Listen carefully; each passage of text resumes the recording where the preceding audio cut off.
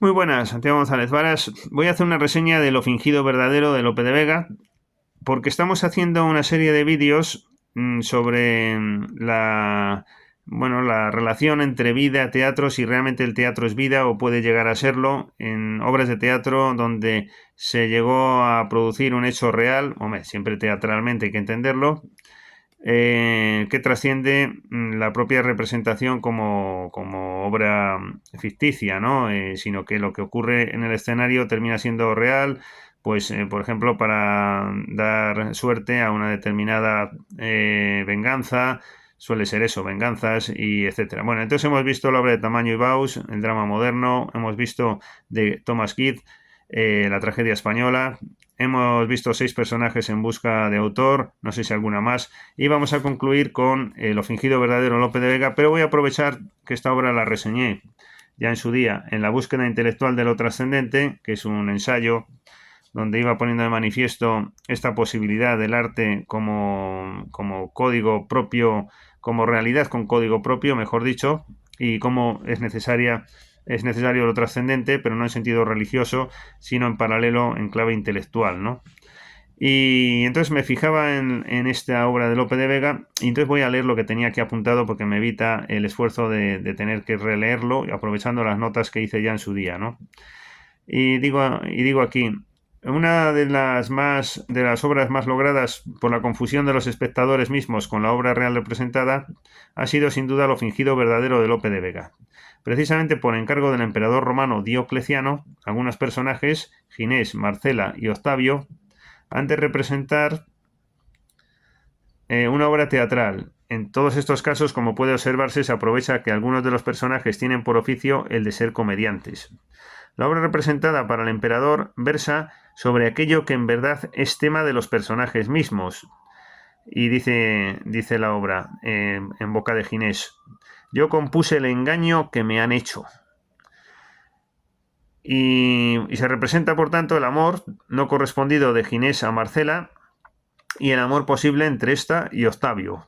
Es decir, en definitiva, la misma historia que era tema de la obra de Lope de Vega. Este Lope de Vega, bueno, es un genio, ¿no? Como estamos viendo, con qué magisterio lo trata además. Bueno, un mérito destacado de esta obra, sigo diciendo en mi libro, la reseña que hice en su día, un mérito destacado de esta obra es observar la propia improvisación de los personajes, o cómo Lope consigue hacer ver que los personajes están expresando a veces, saliendo del guión mismo, sus propias preocupaciones personales, toma ya, y dice textualmente: esto no está en la comedia, mira que el César nos mira, dice por ejemplo Marcela. Y la obra representada por aquellos trasciende la realidad misma cuando, en verdad, y no solo ya en la obra representada, escapan los personajes enamorados. La verdad es que no tiene desperdicio el Lope de Vega este. Octavio y Marcela, escapan los personajes enamorados del teatro. En este sentido, el emperador Diocleciano primero llega a dudar de aquello que escucha, sintiendo que los personajes están dando vida a su propia preocupación. ¿Hablas de veras o no?, dice Diocleciano. Esto es magistral, vamos. Y finalmente no solo se ve obligado a reconocer que, y dice textualmente, sospecho que representan estos mismos su misma verdad. Respondiendo Marcela, esto está entrecomillado, es que con la propia acción a la historia aumentan, sino que además, sigo diciendo, reconoce que los personajes han conseguido que él mismo sea personaje de la obra representada. Por Júpiter, entre comillas, que sospecho y no sé si lo rehúse, que quieres que represente,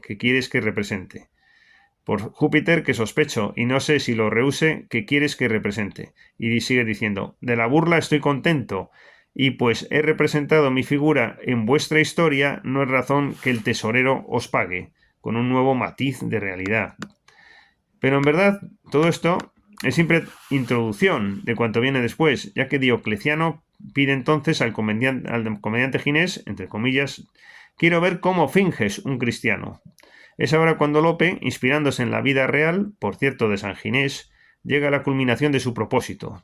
Todos esperan que Ginés represente la vida de un cristiano, lo que conlleva cierta actuación contraria al emperador y a sus dioses, pero Ginés termina haciendo real al personaje representado, maldiciendo al emperador, con tonos reales, haciendo verdad su obra, trascendiendo de la comedia, más allá de la apariencia, con lo que Ginés acaba condenado en verdad, al mismo tiempo que redimido por Dios. Y dice la obra: pues ya quiero hacer mi dicho y morirás en comedia, pues en comedia has vivido. Y responde Ginés: yo fui figura gentil adorando dioses tales. Ya soy cristiano representante, cesó la humana comedia, que era todo disparates, voy al cielo a que me paguen. Repito ese inciso tan bueno que es: cesó la humana comedia, que era todo disparates, voy al cielo a que me paguen. Y nuevamente Diocleciano observa cómo a través de la representación de Ginés se ha convertido en parte en teatro. Y justo antes de comentar esas obras de Tamayo y de Keith y de Pirandello que citaba antes, digo yo en mi libro como reflexión, a modo de conclusión: ¿acaso me empeñe yo mismo en un imposible para el lector, decir que es vida el arte y que no lo es aquello que está al margen del arte? La realidad es la realidad del sueño, del encanto de lo irreal, del componente de belleza de las cosas. Bueno, esto es lo que añado yo a este tipo de comentarios. Con esto ponemos más o menos fin a esta reseña que hemos ido haciendo de obras teatrales en este contexto. Muchas gracias y hasta la próxima.